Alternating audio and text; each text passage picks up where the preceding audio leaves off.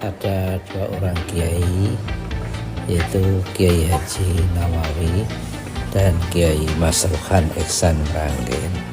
Dua orang kiai itu masih muda-muda, umurnya harus sekitar 40-an tahun.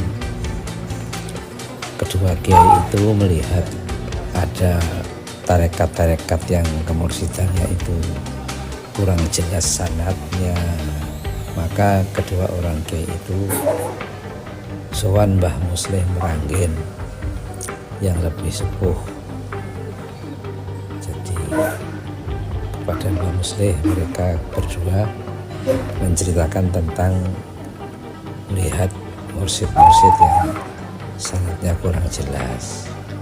Terus akhirnya kalau Mbah Musleh bilang kalau begitu perlu ada semacam organisasi yang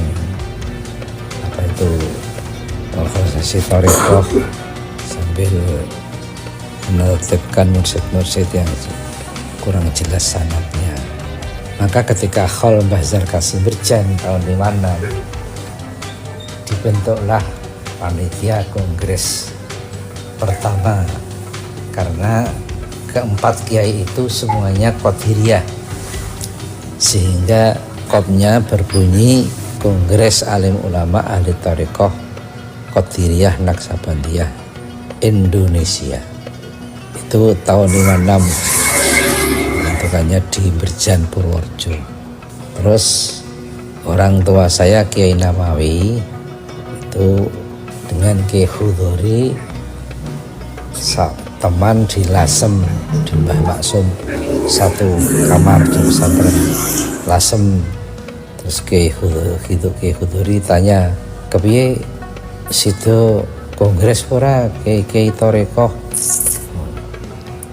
Terus Kiai Nawawi bapak saya bilang kayane rasido. Terus Mbah Kiai Khudhori, aja kaya ngono, wali-wali arek kongres kok rasido, mirang-mirangke. Terus Kiai Nawawi bilang, lah kepiye biayane durung ono bayangane. Terus Kiai Khudhori bilang, wis engko masalah biaya aku tak tandang wae lu goleke.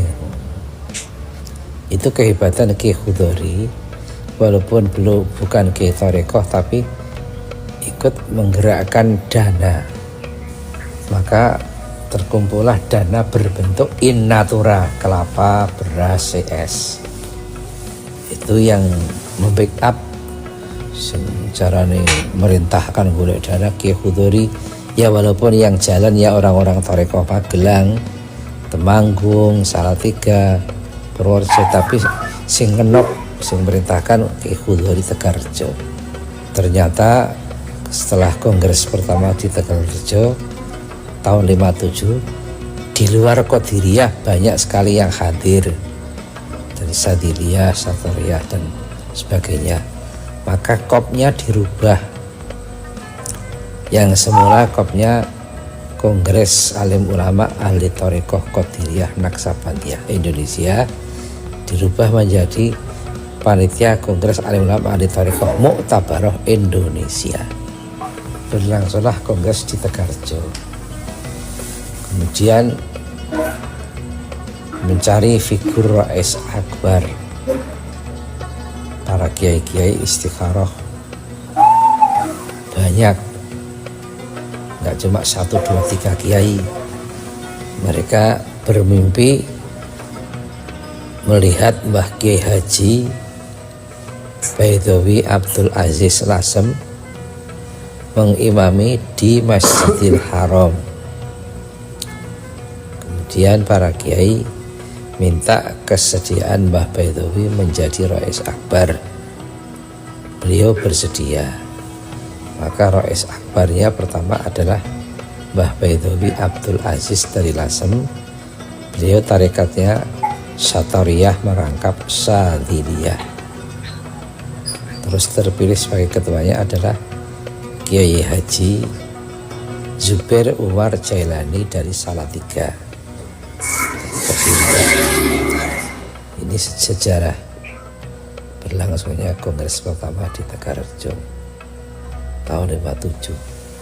Nah, waktu itu ada seorang bupati yang mencintai kiai, namanya Haji Andi Patopoi, Bupati Grobogan yang asalnya dari Makassar. Beliau ini aktif mengikuti rapat-rapat Torekoh. Bahkan ketika itu kan kiai-kiai belum punya mobil. Nah, bupati sudah ada mobil. Maka yang menghantarkan Kiai Nawawi dan Kiai Masruhan menghubungi daerah-daerah mana-mana, yang menghantarkan ya Pak Andi Patopoi itu dengan mobilnya sampai Jawa Barat, Tasikmalaya, sampai Jawa Timur, di mana Jawa Timur, Mojokerto, dan beliau aktif ikut mengurusi. Maka Kongres Torekoh kedua di Tulungagung, beliau menjadi ketua sidang bidang organisasi, Haji Andi Patopoi. Kemudian ketuanya bidang Basul Masail ada Kiai Haji Nawawi Merjan. Itu kongres di Tulungagung yang kedua di Pondok Peta. Waktu itu pengurusnya dari Tulungagung namanya Kiai Haji Arif Mustaqim, kakaknya Kiai Abdul Jalil Mustaqim. Ini sekedar gambaran sejarah berdirinya Torekoh. Jadi pendirinya itu Mbah Muslim, Mbah Nawawi, Mbah Mandur, dan Mbah Masruhan Ihsan Meranggen. Itulah bagaimana acara pembukaan Kongres Jatman yang ke-13 di Asrama Haji Donohudan, Boyolali, Solo. Menarik, ini ada pelurusan sejarah tentang berdirinya Jatman. Sebagaimana yang disampaikan oleh Kiai Haji Halwani, pengasuh Pondok Pesantren Berjan Purworejo ini, menyampaikan dengan tegas di depan para peserta Kongres Jatman ke-13 2024. Kiai Halwani menyampaikan dengan tegasnya bahwa awal berdirinya Jatman dulu itu belum bernama Jatman, tahun 1957. Yang mendirikan 4 kiai. Jadi jelas, yakni siapa saja 4 kiai tersebut, yakni Kiai Haji Muslih Meranggen, Demak, Kiai Haji Nawawi Purworejo, Kiai Haji Mandur Temanggung, dan Kiai Haji Masruhan Ihsan Meranggen. Itu kata Kiai Halwani. Jadi 4 kiai sebagai tokoh pendiri Jatman tahun 1957, namanya belum Jatman, yakni Kiai Haji Muslih Meranggen, Demak, Kiai Haji Nawawi Purworejo, Kiai Haji Mandur Temanggung, dan Kiai Haji Masruhan Ihsan Meranggen. Namun ya, sejak dipimpin Habib Lutfi, ya, sejarah Jatman diubah pendirinya menjadi siapa? Menjadi Kiai Haji Sirot Payaman Magelang yang pertama, terus Kiai Haji Hudori Tegalrejo, Kiai Haji Dalhar Watujongol, dan Kiai Haji Abdul Hamid Magelang. Jadi rubah semua. Itu salah satu distorsi sejarah pendiri Jatman. Nah, ini menjadi perhatian kita semua.